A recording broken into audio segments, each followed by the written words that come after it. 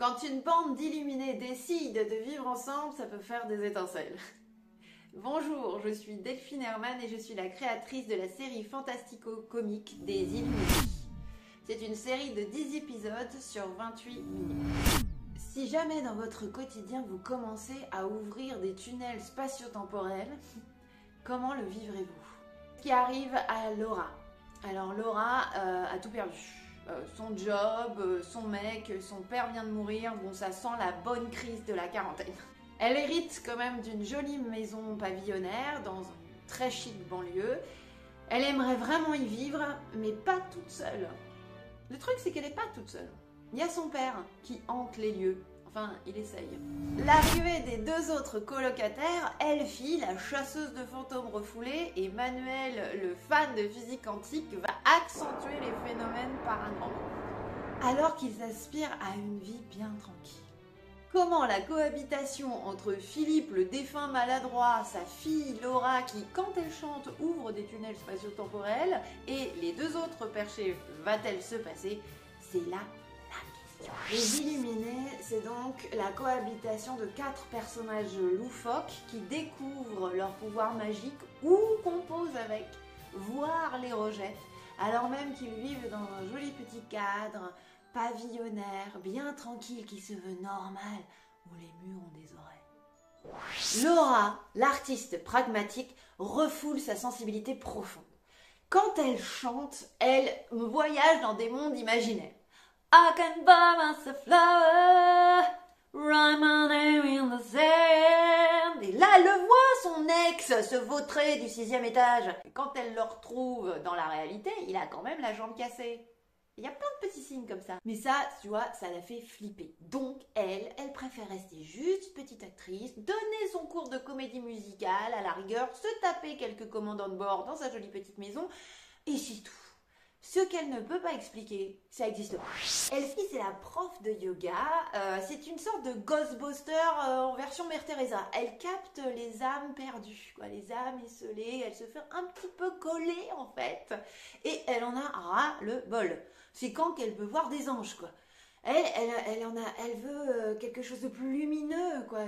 Donc elle se plonge dans un monde de silence. Elle médite beaucoup. C'est une sorte de petite bulle comme ça, un peu solitaire, en espérant capter les ondes venues d'un autre monde lumineux. Manuel, notre steward, un grand voyageur et une tronche. Le gars qui adore théoriser, expérimenter, fan de physique quantique en particulier, mais en ce moment, il joue sa vie au dé. Pourquoi? Parce que Manuel est en instance de divorce et il a remarqué qu'il avait vraiment des goûts de chiottes en matière de femmes et visiblement n'était pas doué pour les relations. Donc il a décidé que tout ce qui était lié à sa vie personnelle, il le jouait au dé. En plus, Manuel a un fils dont il doit être l'exemple, donc il a vraiment envie de se dépasser. Et en ce moment, c'est en vivant dans une belle maison, en jouant au tennis et en ayant des relations avec que 2 femmes en même temps pendant une semaine maximum. C'est ce que le dé lui a dit de faire. Philippe, le père de Laura, qui râle tout le temps de sa condition ectoplasmique, il n'est pas foutu de se faire comprendre. Laura ne le perçoit pas. Elfie snob totalement Philippe alors qu'elle le voit. Manuel entend Philippe, mais lui il pense que c'est des sortes d'inspiration de ses multiples personnalités. Bref, c'est la loose. Et Philippe refuse de rester coincé pour l'éternité dans ce néant. Il est bien attiré par une sorte de lumière, c'est une espèce d'aspirateur lumineux, voilà, mais hors de question de se laisser dissoudre par une lumière tant que sa fille Laura ne devient pas chanteuse. Voilà, c'est sa mission, il l'a toujours voulu, il ne l'a jamais vue au moment où il était vivant. Il veut qu'elle devienne chanteuse, il en est sûr, c'est ce qui pourra l'épanouir. Cette quête pour déconstiper Laura, pour l'aider à se réaliser, va avoir des conséquences sur nos 2 autres colocataires.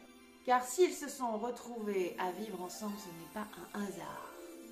En tant que spectre, Philippe peut voyager dans les multivers. Et il va se retrouver projeté dans une vie antérieure de Laura, sa fille, où elle était chanteuse de jazz.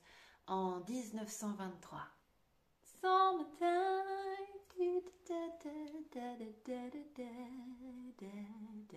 Oh, elle se fait tuer lors d'un concert. Et Elfie et Manuel ne sont pas du tout étrangers à cette petite boulette mortelle. Pour un fantôme anciennement nihiliste, c'est plutôt beau d'avoir découvert cette autre réalité, mais comment va-t-il se faire entendre ?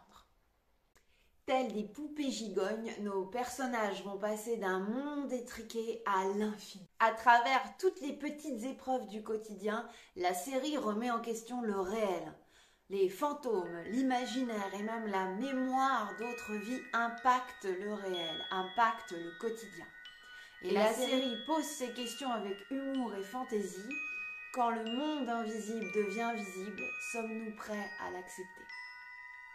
Et sommes-nous vraiment ce que nous croyons ?